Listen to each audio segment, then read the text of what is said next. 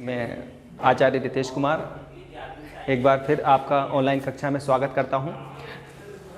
कक्षा 11 में topic accountancy में जर्नल एंट्रीज़ का चल रहा है, तो उस क्रम में मैं पहले भी आपको कई सारे क्वेश्चन दे चुका हूं। आगे ये नेक्स्ट क्वेश्चन में लाया हूं। इसको जितनी बार करना है, क्योंकि ये प्रैक्टिकल क्वेश्चन भी इसको बोलते हैं, ये न्यूमेरिकल सेक्शन है, तो न्यूमेरिकल क्वेश्चन को प्रैक्टिकल क्वेश्चन भी बोलते हैं। तो प्रैक्टिकल जितनी भी बार किया जाए उतना ही हाथ साफ होता है इसमें। तो एंट्री भले ही बार बार आ रही हैं, लेकिन हम जितनी बार इसको सोचेंगे, जितनी बार हम समझेंगे, उतना ही ज़्यादा ये हमारे लिए अच्छा रहेगा। तो ऐसा नहीं है कि 10 सवाल हैं तो 10 में हर बार नई एंट्री हो, वही एंट्री रिपीट होती जाती हैं।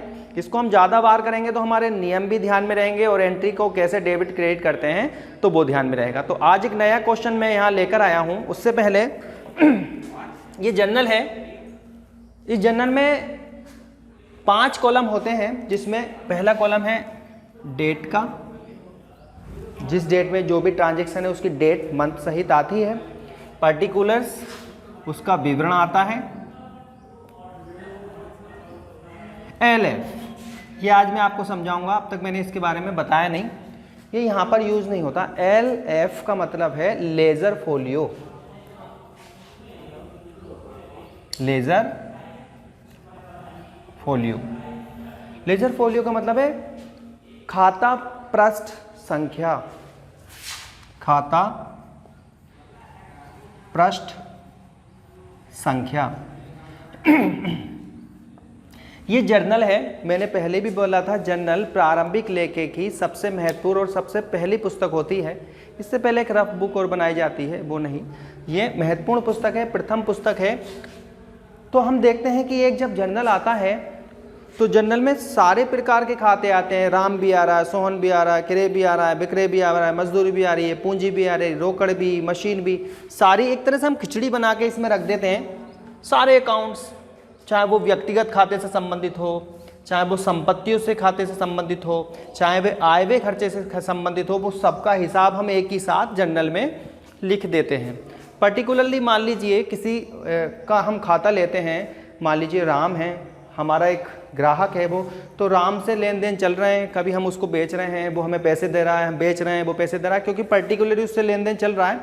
लेकिन एक मान लीजिए राम का फ़ोन आता है एकदम से, भी हाँ भाई साहब ज़रा हमारा हिसाब बता दो कि हमारे ऊपर कितने रुपए निकल रहे हैं, क्योंकि जनरल में उससे रिलेटेड फिर 7-8 एंट्री, 10-12 एंट्री हो रही होंगी, तो हम हाथ के हाथ उसको बता ही नहीं पाएंगे कि भाई तेने इतने बार माल खरीदा था, इतने रुपए तुमने दे दिए, इतने का माल वापस करा। तो जर्नल को देखने से हिसाब तो लग जाएगा जर्नल को देखने से, लेकिन उसमें काफ़ी टाइम वेस्ट होगा, हम लगा ही नहीं पाएंगे। एकदम से वो फ़ोन पर वेट कर रहा है, हम हिसाब जोड़ने में जर्नल से लगे हैं।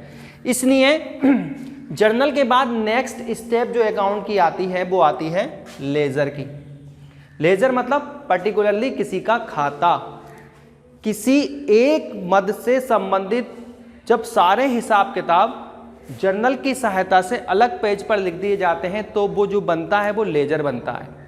लेजर नेक्स्ट टॉपिक है, मैं उसमें जब आएगा तो और अच्छी तरह समझाऊंगा, फिलहाल आप थोड़ा ऊपर ऊपर समझिए।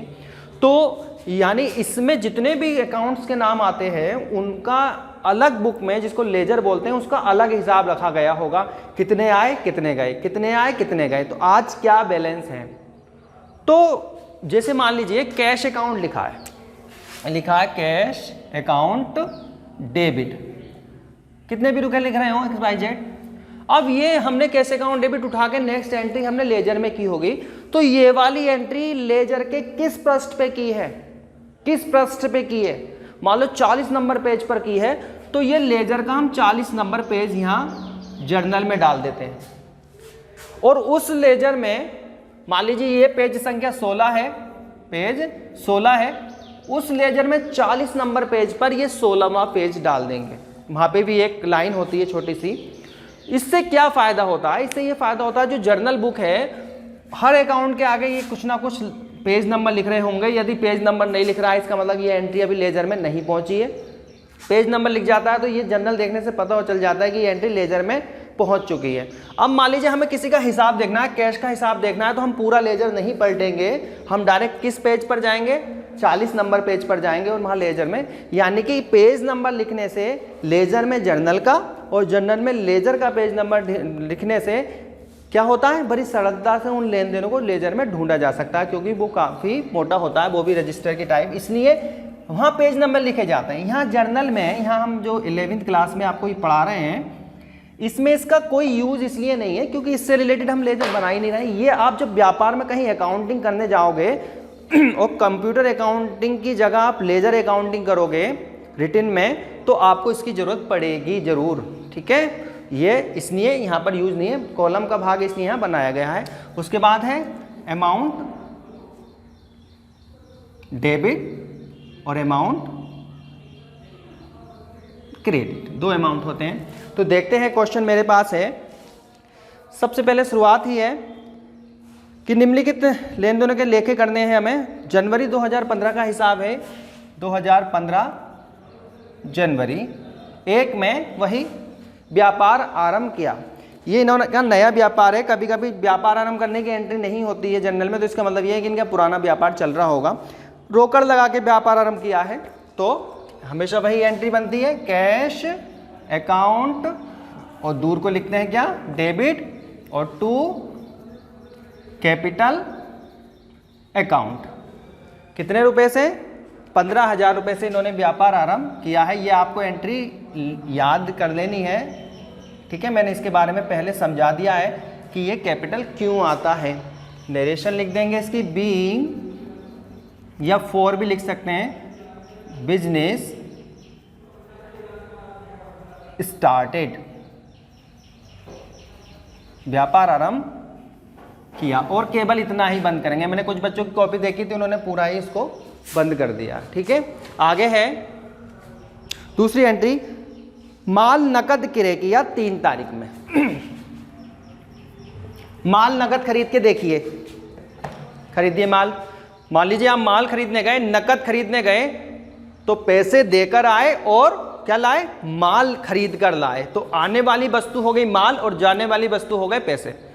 तो खरीदे गए माल को माल लिखते नहीं है, क्या लिखते हैं, परचेज। तो 3 तारीख में ये एंट्री है, परचेज अकाउंट डेबिट,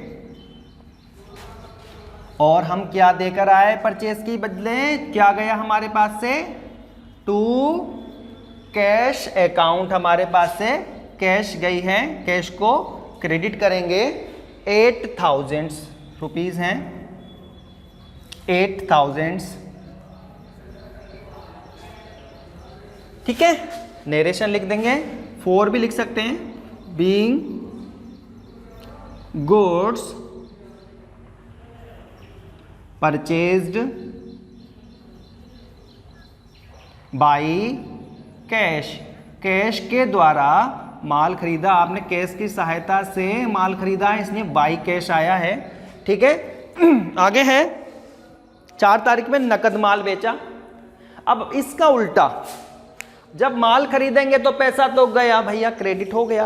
अब जब माल खरीदेंगे तो पैसा गया, और जब माल बेचेंगे तो क्या होगा, पैसा हमारे पास आएगा। 4 तारीख में माल बेचने पर हमारे पास पैसा आता है, तो जब पैसा आता है तो करते हैं कैश अकाउंट डेबिट, जब पैसा जाता है तो करते हैं कैश अकाउंट क्रेडिट, ठीक है। वास्तविक रूल के हिसाब से जो वस्तु आती है वो डेबिट और जो वस्तु जाती है क्रेडिट। अब हमने माल बेचा है तो हमारे पास से गया माल, जाने वाली वस्तु तो माल होगी ना, ऐसा कोई केवल पैसे लेके रख लिए उसको माल दिया ही नहीं, माल तो दिया ही होगा ना। तो माल बेचा है तो माल गया, माल लिखते नहीं है, ठीक है। खरीदने बेचने में माल नहीं लिखते, खरीदते हैं तो परचेज लिखते हैं और बेचते हैं तो सेल्स लिखते हैं, टू सेल्स अकाउंट। इसकी भी नरेशन यही, be goods sold, being goods sold by cash, यानी नगद से माल बेचा। कितने रुपए का है बेचा है, इसमें 6,000, ये माल बिक गया 6,000 रुपए का। आगे देखते हैं क्या एंट्री है। आगे एंट्री है, बहुत अच्छी एंट्री है, नई एंट्री है, इसलिए मैंने चूज की है ये। 8 तारीख में मोहित से माल क्रय किया 2000 रुपये का, समझ नहीं है मैं बोल रहा हूँ। मोहित से, कोई व्यक्ति मोहित होगा, उससे 2000 रुपये का माल खरीदा गया है, ठीक है, यानी उधार खरीदा है, परचेज अकाउंट डेबिट टू मोहित। लेकिन 5% व्यापारिक कटौती पर खरीदा है। एक नाम आया 5% व्यापारिक कटौती, यानी 2000 रुपये का माल था, 5% व्यापारिक कटौती पर खरीदा, यह आया कितना, 100 रुपये। यानी कि जो 2000 रुपये का माल था वो व्यापारिक कटौती लगने के कारण 1900 का रह गया। कटौती दो प्रकार की होती हैं, नकद कैश डिस्काउंट और ट्रेड डिस्काउंट, नगद छूट और व्यापारिक छूट। याद रखना, व्यापारिक छूट का व्यवसाय के अंदर कोई लेखा नहीं किया जाता है, केवल उसकी रकम को कम कर दिया जाता है। उसकी एमआरपी होगी, उसका सूची मूल्य होगा ये 2000 रुपये, उस सूची मूल्य पर 5% का व्यापारिक बट्टा लगा दिया गया। तो लेन देन कितने का होगा फ्यूचर में? फ्यूचर में लेन देन तो 1900 का ही होगा ना। तो व्यापारिक बट्टे को केवल घटा दिया जाता है, उसको ना तो डेबिट करते हैं ना ही क्रेडिट करते हैं, ठीक है। व्यापारिक छूट का जो उद्देश्य होता है वो माल की बिक्री बढ़ाना होता है। यहाँ पे जो डिस्काउंट डेबिट क्रेडिट होता है वो व्यापारिक बट्टा नहीं होता, वो कैश डिस्काउंट होता है, नगद छूट। नगद छूट का उद्देश्य शीघ्र भुगतान प्राप्त करना होता है कि हम किसी व्यक्ति से मान लीजिए पैसे लेने हैं, वो दे नहीं रहा तो हम उसको एक ऑफर देते हैं, चल इतने रुपए कम दे दे, तो ये हमारा नुकसान है, लेकिन पैसे प्राप्त करने के लिए हम इसको ये करना पड़ रहा है, तो वो नुकसान है और नुकसान व्यापार में एंट्री की जाती हैं। इसलिए कैश डिस्काउंट की तो एंट्री होती है, लेकिन व्यापारिक छूट की कोई एंट्री नहीं होती है। तो केवल ये एंट्री 1900 रुपये से बनेगी, जो वही बनेगी परचेज अकाउंट डेबिट। और किससे खरीदा है? मोहित से, टू मोहित। 2000 नहीं, 1900। व्यापारिक छूट को घटा दिया जाता है, जनरल में नहीं लिखा जाता, अर्थात व्यापारिक छूट का कोई लेखा नहीं किया जाता। लेखा जो किया जाता है नकद छूट का किया जाता है। व्यापारिक छूट का उद्देश्य बिक्री बढ़ाना होता है और नकद छूट का उद्देश्य शीघ्र भुगतान प्राप्त करना होता है। व्यापारिक छूट की गणना सूची मूल्य पर की जाती है और नकद छूट की गणना भुगतान की जाने वाली राशि पर की जाती है। व्यापारिक छूट की गणना अभी 2000 रुपये की थी, अब मान लीजिए में आगे चल के नगद छूट भी है तो वो 2000 रुपये गणना नहीं होगी, वो गणना होगी 1900 रुपये पर, ठीक है। तो यहाँ पे लिखेंगे being goods purchased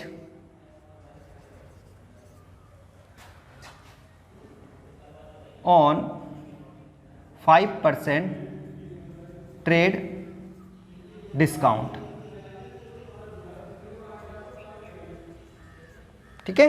goods being goods purchased on 5% trade discount, ठीक है।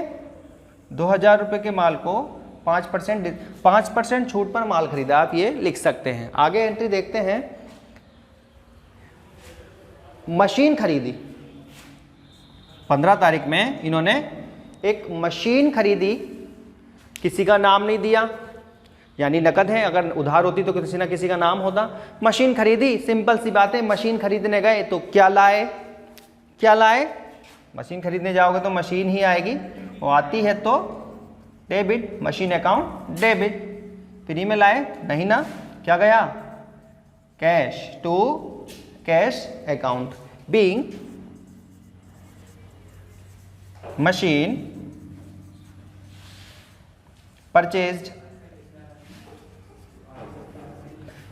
भी लिख सकते हैं या बोट भी लिख सकते हैं, ठीक है। मेरे हाथ पे परचेज चलता है इसलिए मैं परचेज लिख देता हूँ। आप बोट लिखना चाहते हैं तो बोट, बाई की सेकंड फॉर्म भी बोट लिख सकते हैं। ये 2000 रुपये की मशीन इन्होंने खरीदी है। नेक्स्ट एंट्री को समझेंगे, लेखन सामग्री खरीदी। लेखन सामग्री को इंग्लिश में स्टेशनरी बोलते हैं। स्टेशनरी, जो ये हाथ कॉपी पेंसिल रजिस्टर ये जो होता है ये स्टेशनरी होता है।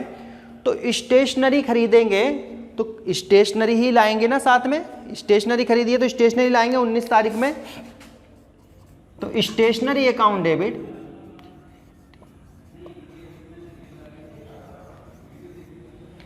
स्टेशनरी अकाउंट डेबिट, फ्री में लाए, फ्री में लाए नहीं ना, क्या देकर आए बताओ, क्या गया, कैश, तो कैश गया है तो कैश को क्रेडिट करना ही पड़ेगा। तो एंट्री बनती है stationery account debit to cash account being stationery दो आपकी बात मान लेते हैं, बोट, BOUGHT, लेकिन बाई नहीं लगेगी, यहाँ सेकंड फॉर्म में ही लिखा जाता है क्योंकि खरीद चुके हैं इसलिए अमाउंट है 200, इसलिए सेकंड फॉर्म में ही लिखा जाता है, फर्स्ट फॉर्म में नहीं लिखा जाता। लिख भी दोगे तो गड़बड़ नहीं होगी, है ना, ठीक है। तो ये इसमें 19 तारीख तक ये एंट्री बनाई है, बाकी की आगे की एंट्री देखते हैं। आगे एंट्री देखते हैं 23 तारीख में।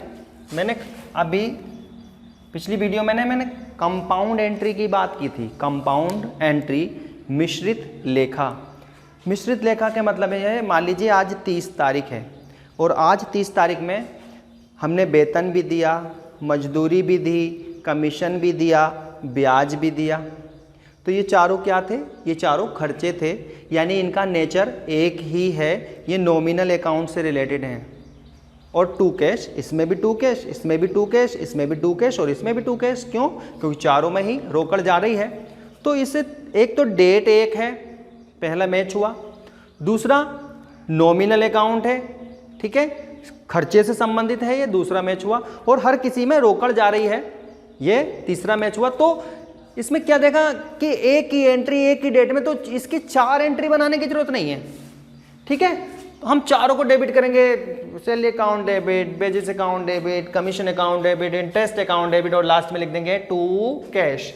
जब एक से ज़्यादा डेबिट या एक से ज़्यादा डेबिट क्रेडिट होते हैं तो वो मिश्रित लेखा यानी कंपाउंड एंट्री कहलाती है, ठीक है। ये कंपाउंड एंट्री यहाँ पर भी आई है 23 तारीख में है, ये एक ही साथ है, डेट अलग नहीं है।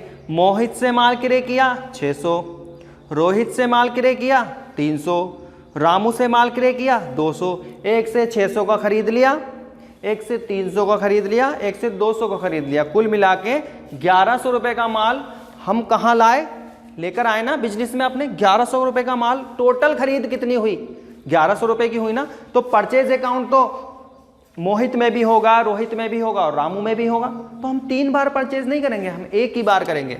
Purchase account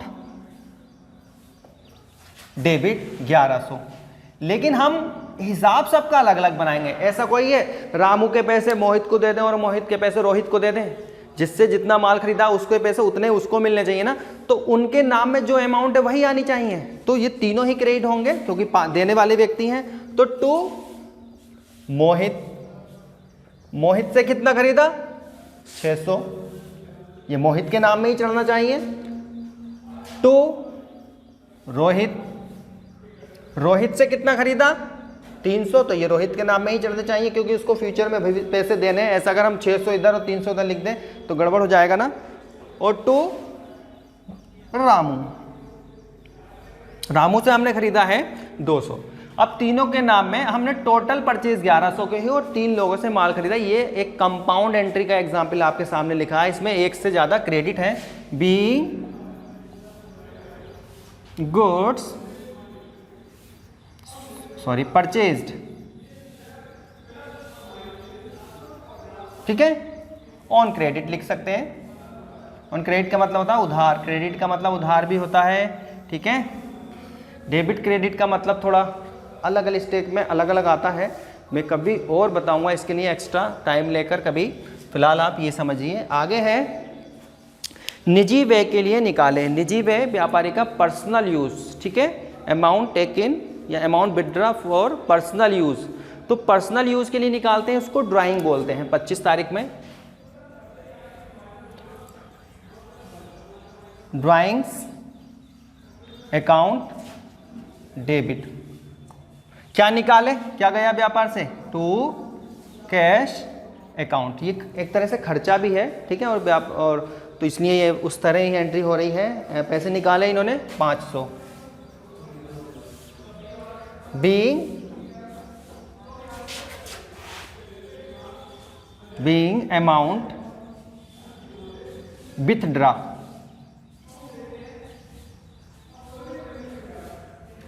for personal use, being amount withdraw, amount निकाली व्यक्तिगत प्रयोग के लिए। आगे है दान दिया, ये लास्ट एंट्री है दान देने की 30 तारीख में। दान को चैरिटी भी बोल सकते हैं या डोनेशन भी बोल सकते हैं, ये भी हमारा एक तरह से एक्सपेंसेस ही है। तो डोनेशन अकाउंट डेबिट,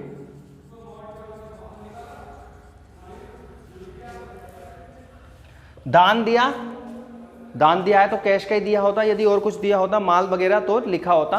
तो कैश जारी इसलिए to cash account, be donation paid. कितना है? डोनेशन है 50 रुपए का।